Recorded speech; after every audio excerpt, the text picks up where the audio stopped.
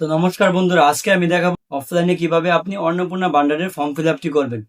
আর একটা ফর্মের মাধ্যমে আপনাদের ফ্যামিলি 6 জনের ফর্ম ফিল আপ করতে পারবেন। কিভাবে করবেন সম্পূর্ণ ভিডিওটি না টেনে না স্কিপ করে পুরো ভিডিওটি দেখুন।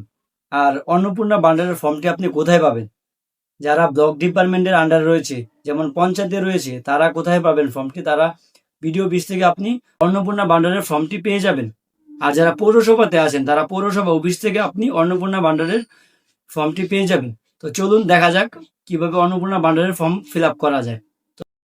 তো আমাদের সেই অন্নপূর্ণা যোজনার ফর্মটি তো কিভাবে ফিল আপ করবো পার্ট বাই পার্ট দেখিয়ে দিয়েছি। এখন আমি অলরেডি ফিল আপ করে রেখেছি। আমি সর্বপ্রথম চলে যাই, এখানে দেখুন পরিবারের প্রধানের নাম, আপনার পরিবারের সবচেয়ে বড় যিনি, ওনার নাম দিবেন, এখানে প্রধানের নাম ফুল নেম দিবেন।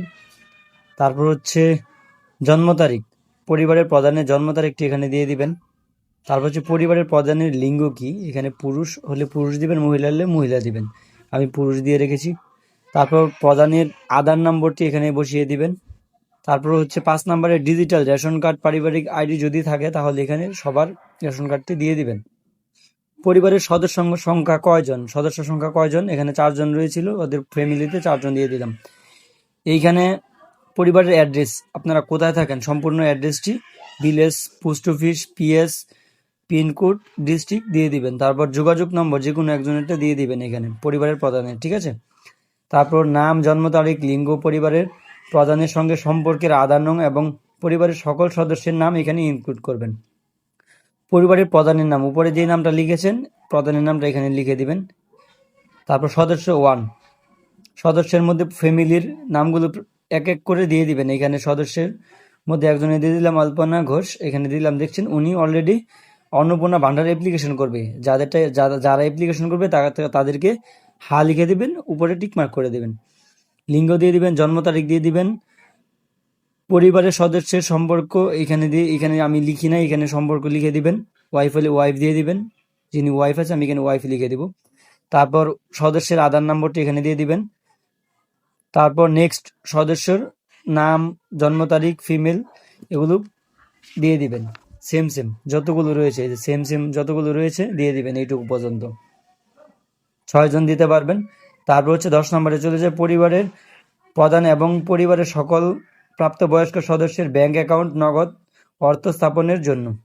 আচ্ছা, এখানে পরিবারের প্রধানের যেহেতু ব্যাংক অ্যাকাউন্ট নাই, এখানে আমি না লিখে দিয়েছি। আর সদস্যের ব্যাংক অ্যাকাউন্ট রয়েছে, সদস্যের ব্যাংক অ্যাকাউন্টের নাম লিখে দিয়েছি, অ্যাকাউন্ট নাম্বার আর হচ্ছে আইএফসি কোড লিখে দিয়েছি। সদস্য 2, ওনার ব্যাংক অ্যাকাউন্ট ছিল, ব্যাংক অ্যাকাউন্ট নাম্বার ছিল, আইএফসি কোড লিখে দিয়েছি। সদস্য 3, ওনার অ্যাকাউন্ট ছিল না, তার জন্য দেয়নি। ওরা সদস্য 4 জন টোটালি, তার জন্য আর ওগুলো ফিল আপ করতে হয়নি বাকিগুলো। তারপর নেক্সট পেজ চলে গেলাম। এইখানে দেখুন এপিক নম্বর, পরিবারের প্রধানের ভোটার কার্ড ছিল না, তার জন্য ভোটার কার্ড নাম্বার আমি এখানে না লিখে দিই। তারপর সদস্যতে চলে যাই, সদস্যতে এখানে ওনার ভোটার কার্ড ছিল, ভোটার কার্ডের এপিক নাম্বারটা দিয়ে দিলাম। বিধানসভা ক্ষেত্র অংশ, যেহেতু আমাদের ফালাকাটা 13, ওনার অংশ নাম্বার হচ্ছে, সিরিয়াল নম্বর হচ্ছে 225। এটা আপনি গুগল করে ভোটার কার্ডের সাইড থেকে দেখে নেবেন। আর যদি না দেখতে পারেন তাহলে কমেন্ট করবেন, আমি দেখিয়ে দিব কীভাবে চেক করবেন। তারপর সদস্য 2, যেহেতু নাই ভোটার কার্ড না। সদস্য 3, যেহেতু নাই ভোটার কার্ড না। সদস্য 4, যেহেতু ভোটার কার্ড নাই না। তারপর বিভাগ, মানে আপনি কি কোনো কাস্টের, এখানে উনি কোনো কাস্টেরই না, উনি জেনারেল ক্যাটাগরি, তার জন্য ইউআর। যদি এসসি থাকে তাহলে এসসি দিয়ে দিবেন, যাদের এসটি আছে এসসি, যাদের ওবিসি আছে ওবিসি দিয়ে দিবেন। তারপর হচ্ছে আমি চলে যাই হচ্ছে রেশন কার্ড, খাদ্য ভুত্তক। আচ্ছা, আপনার কি ডিজিটাল রেশন কার্ড আছে? আপনার কি ডিজিটাল রেশন কার্ড রয়েছে? যদি থাকে তাহলে এখানে হাতে টিকমার্ক করে দেবেন। তারপর 2 নম্বরে চলে, যদি না হয় তবে কার্ডের ধরনের উল্লেখ করুন। এখানে আপনার কার্ডটি কোন মডেলে রয়েছে। আর কে ওএস রয়েছে, পিএইচএস লেখা আছে, রেশন কার্ডের নাম্বারে দেখবেন লেখা আছে আপনার কার্ডটি কোন মডেলের রয়েছে। এখানে আমি পিএইচএস এ টিকমার্ক করে দিলাম।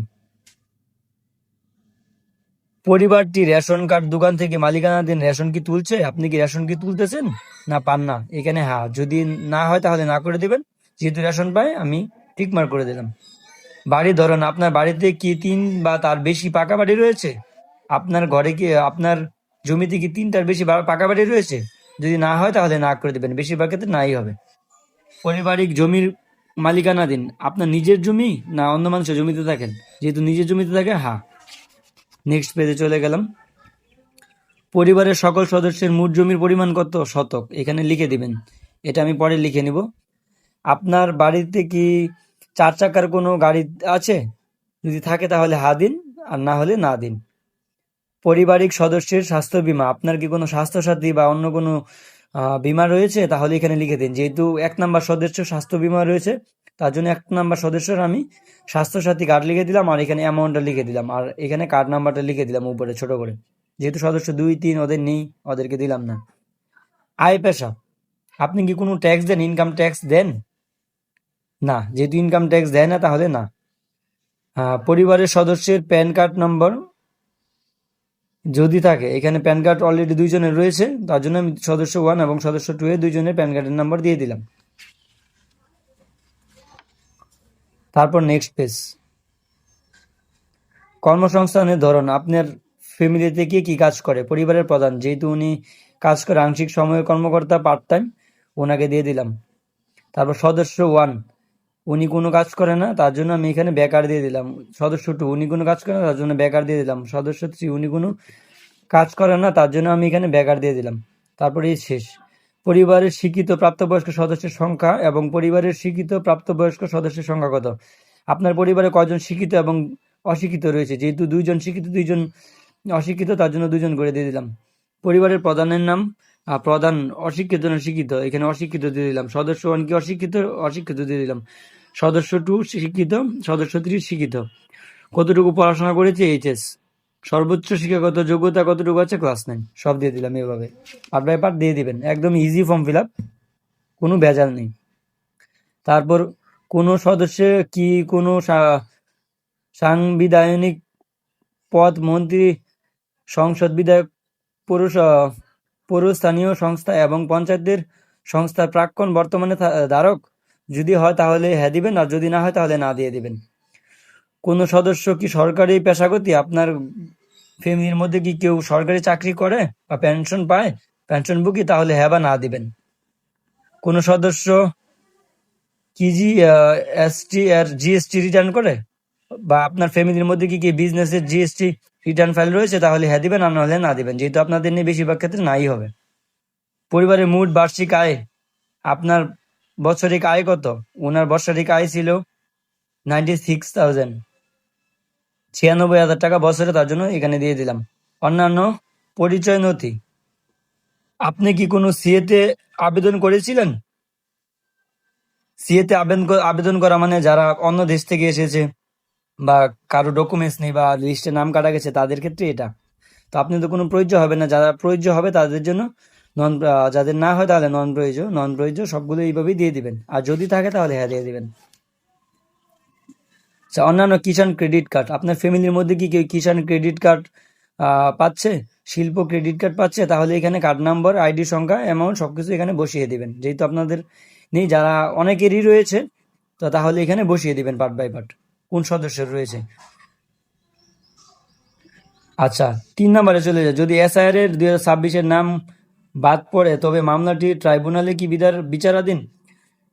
এইবার এসআইআর এ যাদের নাম কাটা গেছে বা ট্রাইব্যুনালে আবেদন করেছে এমন কোনো ব্যক্তি হয়ে থাকলে তাহলে এখানে না বা হা দিবে যদি হয়ে থাকো, আর যদি এসআইআর নাম উঠে যায় তাহলে নন প্রয়োজন, দেওয়ার দরকার নেই। তারপর সদস্য 1, সদস্য 2, সদস্য 3 সেম, নন প্রযোজ্য। যাদের প্রযোজ্য হয়েছে তাদেরকে হ্যাঁ বা না দিয়ে দিবে। সামাজিক মর্যাদা এবং নির্ভরশীল ব্যক্তিগণ বিদ্যালয়ের অধ্যয়নে পরিবারের সকল শিশুর নাম, আপনার ঘরে এমন হতে পারে 5 বছরের নিচে শিশু রয়েছে, বাচ্চা রয়েছে, তো তারা যদি পড়াশোনা করে তাদের এইখানে নাম লিখে দেবেন।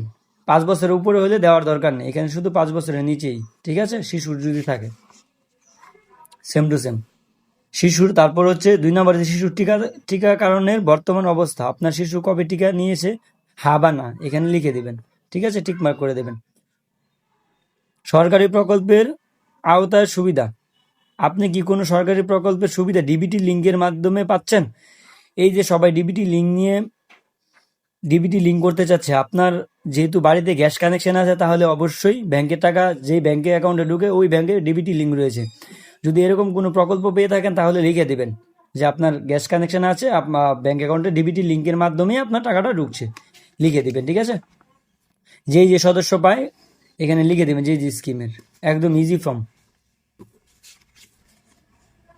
আচ্ছা, আমি এই মর্মে ঘোষণা করছি যে উপরে প্রাপ্ত তথ্য আমার জ্ঞান ও বিশ্বাস অনুযায়ী, আচ্ছা যদি এরকম হয় তাহলে এখানে সম্মত, অবশ্যই সম্মতের মধ্যে রাইট চিহ্ন দিয়ে দেবেন। তারপর এইখানে এটা হচ্ছে আমাদের অফিস থেকে ফিল আপ করে দেবে, এখানে কিছু লেখার দরকার নেই। এইটা হচ্ছে মেন ব্যাপার, এখানে আপনার একটা সিগনেচার করে দিতে হবে। সত্য এবং প্রয়োজ্য ক্ষেত্রে আমি সকল সহায়ক নথি প্রদান করেছি এবং উপরের উল্লিখিত কোনো মানদণ্ড বাদ দেইনি। আমি অবগত যে আমার প্রদত্ত কোনো তথ্য মিথ্যা প্রমাণিত হলে আমার সামাজিক সুরক্ষা সংস্থাত্ব সুবিধাসমূহ বন্ধ হয়ে যেতে পারে।